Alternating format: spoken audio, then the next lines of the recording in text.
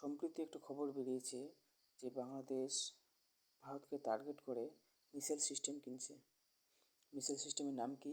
SY-400 missile system. কার কাছ থেকে কিনতেছে? সেটা চীনের কাছ থেকে কিনতেছে। এর রেঞ্জ কত? এর রেঞ্জ হচ্ছে 280 কিমি। কোন কোন জায়গায় আক্রমণ করতে পারে সেটা আমরা এখন আলোচনা করব। নমস্কার বন্ধুরা, আমি কমল রায়, জিকে স্টাডি পক্ষ থেকে বলছি। আপনারা যারা কলকাতা পুলিশ, WBP, রেল এর জন্য খাটতেছেন কিন্তু অঙ্কে খুবই দুর্বল, আপনারা সবাই জিকে স্টাডি উইথ কমল রায়ের সঙ্গে যোগাযোগ করতে পারেন। খবর কি? খবর হলো ইউনুস খান দিনের বেলা স্বপ্ন দেখতেছে যে চীনের কাছ থেকে SY মিসাইল সিস্টেম কিনে বা SY-400 মিসাইল সিস্টেম কিনে বাংলাদেশ থেকে শিলিগুড়িতে তিনি অ্যাটাক করবেন। বাংলাদেশ থেকে শিলিগুড়ি করিডোর অ্যাটাক হলে পুরো নর্থ ইস্ট কীভাবে আলাদা হয়ে যাবে, এটাই তার মনের আশা। সম্প্রতি উনি পাকিস্তানের এক বড় অফিসারের সঙ্গে যখন সাক্ষাৎ করে তখন গোটা নর্থ ইস্টকে বাংলাদেশের সাথে তাদের ম্যাপে দেখায়। এই মিসাইল সিস্টেম কিনে তারা স্বপ্ন দেখতেছে যে বাংলাদেশ থেকে আসামের গৌহাটি কিছু গুরুত্বপূর্ণ বন্দরে, গৌহাটির কিছু গুরুত্বপূর্ণ এয়ারপোর্ট এবং মেঘালয় এবং কলকাতা এবং শিলিগুড়ি করিডোরে সহজেই আক্রমণ করতে পারবে এবং সহজেই অ্যাটাক করতে পারবে এবং এগুলোকে ধ্বংস করে দিতে পারবে।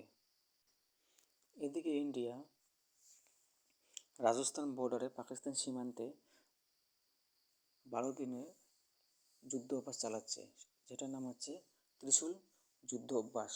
এর জন্য ইন্ডিয়া বাংলাদেশ বর্ডার, পাকিস্তান বর্ডারে নোটাম জারি করে দিয়েছে।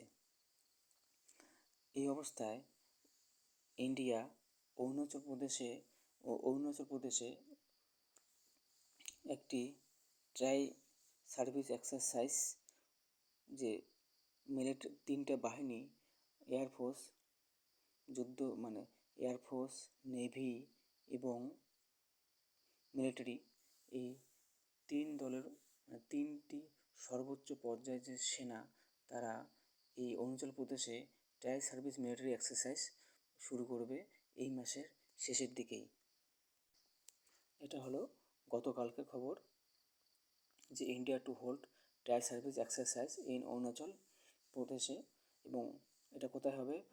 অরুণাচল প্রদেশের মেচুকা পাহাড়ে, মেচুকা নামে একটা হিল আছে, সেই হিলের মধ্যে এই এক্সারসাইজ হবে।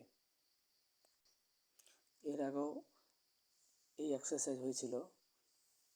যাই হোক, এবার এই এক্সারসাইজের নাম কি? এবার এই যুদ্ধ অভ্যাসের নাম হচ্ছে পূর্বী প্রচণ্ড প্রহার।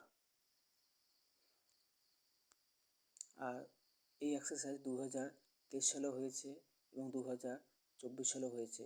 2023 সালে যখন হয়েছে তখন নাম ছিল ভালা প্রহার, এবং 2024 সালে যখন হয়েছিল তখন এর নাম ছিল পূর্বী প্রহার।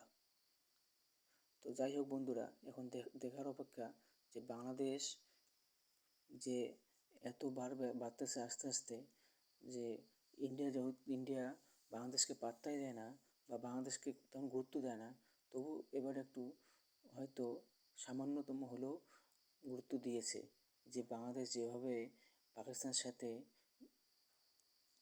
ষড়যন্ত্র করে চলছে সেটার একটা নিশ্চয়ই উত্তর দেবে, এবং কিছুটা হলেও উত্তর দেওয়া শুরু হয়ে গেছে। তাদের সঙ্গে অনেক কিছু বাণিজ্য বন্ধ করে দিয়েছে এবং সেখানে অবস্থা খুবই ভয়াবহ।